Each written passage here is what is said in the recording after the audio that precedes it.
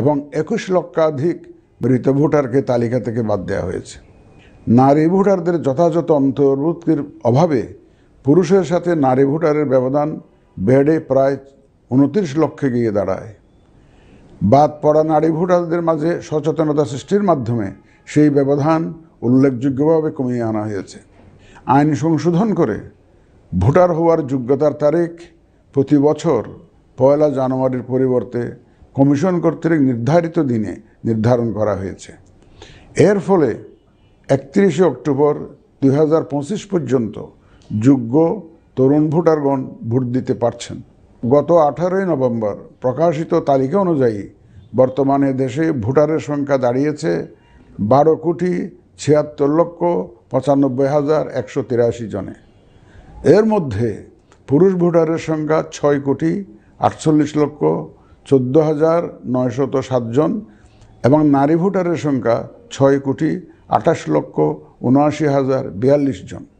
গত এক বছরে নির্বাচন কমিশনের সক্ষমতা বৃদ্ধির পাশাপাশি সংশ্লিষ্ট সকলের জবাবদিহিতা বাড়াতে আমরা বহুবিধ আইনি ও কাঠামোগত সংস্কার সম্পন্ন করেছি। গণপ্রতিনিধিত্ব আদেশ এবং রাজনৈতিক দল ও প্রার্থীদের আচরণবিধিতে যথাযথ পরিবর্তন, সংশোধন ও পরিমার্জন করা হয়েছে।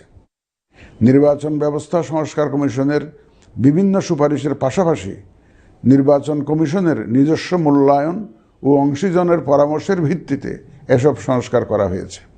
এই উদ্যোগ সফলভাবে সম্পন্ন করতে সহযোগিতার জন্য আমি অন্তর্বর্তীকালীন সরকার, নির্বাচন ব্যবস্থা সংস্কার কমিশন ও জাতীয় ঐকমত্য কমিশন সহ সকল অংশীজনদের জানাই আমার কৃতজ্ঞতা। প্রিয় দেশবাসী, বিভিন্ন কারণে এবারের নির্বাচন আমাদের জাতির ইতিহাসে অনন্য ও গুরুত্বপূর্ণ। প্রথমত, প্রকৃত গণতান্ত্রিক ধারা পুনঃপ্রতিষ্ঠার পাশাপাশি কাঙ্ক্ষিত সংস্কার প্রশ্নে সিদ্ধান্তের নির্বাচন এটি। এবার জাতীয় সংসদ নির্বাচন ও গণভোট একই দিনে অনুষ্ঠিত হবে, যা একটি নতুন অভিজ্ঞতা। দ্বিতীয়ত, সংশ্লিষ্ট সকল রাষ্ট্রীয় ও গণতান্ত্রিক প্রতিষ্ঠানের জন্য এই নির্বাচন হচ্ছে সক্ষমতা প্রমাণ করে ভাবমূর্তি পুনরুদ্ধারের অনন্য সুযোগ। তৃতীয়ত, দীর্ঘ গণতান্ত্রিক আন্দোলন সংগ্রামের পর দেশের স্বার্থে রাজনৈতিক দলসমূহের মাঝে সৌহার্দ্যপূর্ণ গণতান্ত্রিক প্রতিযোগিতার ধারা প্রবর্তনের দাবি রাখে এই নির্বাচন। চতুর্থত, প্রায় অকার্যকর পোস্টাল ভোট ব্যবস্থাকে পরিমার্জন করে এই নির্বাচনে একটি কার্যকরী রূপ দেয়া হচ্ছে। বিশেষ করে বাংলাদেশের অন্যতম চালিকা শক্তি আমাদের রেমিটেন্স যোদ্ধা তথা প্রবাসী বাংলাদেশি ভোটারদের প্রথমবারের মতো ভোটের আওতায় আনা হচ্ছে। একইভাবে প্রথমবারের মতো ভোটের আওতায় আসছেন আইনি হেফাজতে থাকা ভোটারগণ। এছাড়াও নিজ নির্বাচনী এলাকার বাইরে কর্মরত সরকারি কর্মচারী এবং নির্বাচন অনুষ্ঠানের সাথে সম্পৃক্ত ব্যক্তিগণ পোস্টাল ব্যালটের মাধ্যমে এবার ভোট দেবেন। প্রিয় ভোটারবৃন্দ, ভোট আপনার শুধু নাগরিক অধিকারই নয়, বরং পবিত্র আমানত ও দায়িত্ব। এই দায়িত্ব সচেতনভাবে আপনারা পালন করবেন, এ আমার বিশ্বাস। যে কোনো ভয়ভীতি, প্রলোভন, প্রবঞ্চনা এবং সীমাবদ্ধতার ঊর্ধ্বে উঠে নিঃসংকোচে আপনাদের ভোটাধিকার প্রয়োগ করুন। আপনাদের নিরাপদ ও উৎসবমুখর অংশগ্রহণ নিশ্চিতকল্পে সংশ্লিষ্ট সকল প্রতিষ্ঠান ও বাহিনী কাজ করবে। ধর্ম, গোত্র, গোষ্ঠী, লিঙ্গ নির্বিশেষে সকলে এই আনন্দ আয়োজনে অংশগ্রহণ করুন। পরিবারের প্রতিবন্ধী, বয়স্ক ও সন্তান সম্ভবা মা সহ সকলকে নিয়ে ভোট দিতে আসুন।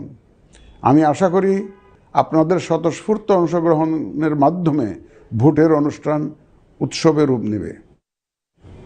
প্রবাসে বসবাসরত প্রিয় ভোটারগণ, প্রবাস থেকে ভোটদানের জন্য নিবন্ধন কার্যক্রম গত 18 নভেম্বর থেকে চলমান আছে। আগামী 25 ডিসেম্বর পর্যন্ত পোস্টাল ভোট বিডি অ্যাপের মাধ্যমে পৃথিবীর যে কোনো স্থান থেকে ভোটদানের জন্য আপনারা নিবন্ধন করতে পারবেন। আপনারা এই সুযোগ গ্রহণ করে ভোটে অংশ নিন, দেশ গঠনে আপনাদের অধিকার বুঝে নিন। প্রবাসী ভোটারগণ ছাড়াও দেশের ভিতরের 3 ধরনের ভোটার পোস্টাল ব্যালটে ভোট দিতে পারবেন, যা ইতিমধ্যে উল্লেখ করেছি।